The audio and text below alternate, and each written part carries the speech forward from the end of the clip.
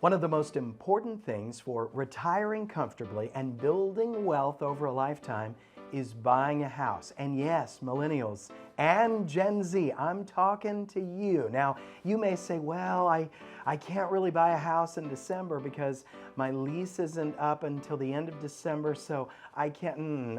There's a way to work around all those problems. Joining me now is the branch manager of Mortgage Right Austin, Becca Christensen. If you're a first-time home buyer, you're going to be talking to somebody like Becca. Nice to see you, Becca. Good to see you as well, Robert. Okay, all right. Oh, well, but it is a big deal when you're paying a monthly payment and you have a tight budget. I've got a lease, it goes, say, to the end of December.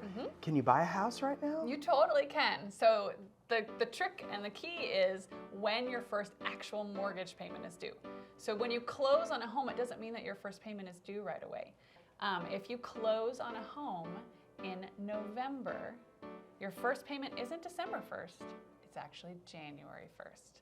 Oh. So it skips forward a little bit. So anytime you close in a given month, it's not the next month, but the following month on the 1st that your payment's due. So you could search for a home right now and close on a home in November and then have all of the rest of November and December to get out of your apartment, moved into your new house, and you finish your rent payment in December and your first mortgage payment is due January 1. Let's say your lease runs through January, all right? You buy a house and you close it December 2nd. Then you get not only almost a whole month, but then another month to come up with that first payment. Exactly, yeah. So you can really play it to your advantage, but you can also go the other way. So you can make it to where you almost have 2 months in between, where you almost have a month of no payment, if you will.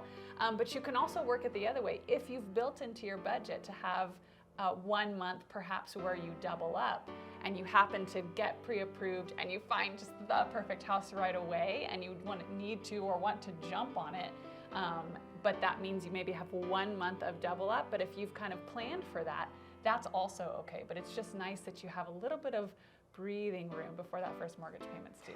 One last question. Okay, let's say somebody is meticulous about paying their rent. They pay it right on time and they're not nervous about that. Why not pay the same amount and own the building? Right. I don't understand the hang-up Well, there. you're paying someone's mortgage, so why not pay your own mortgage? Exactly, and over time, as you pay it down, equity starts to grow. It's a wealth builder. Absolutely, 100%. And I think within even a short period of time, especially in our Austin and surrounding area markets, it's such a healthy real estate market and really our economy. So really in a very short amount of time, you're really going to gain equity in the home, just in general. But yeah, being able to go ahead and get started, get that wealth building going and be paying your own mortgage instead of somebody else's is the key. Wow, Becca, thank you. Excellent welcome. advice.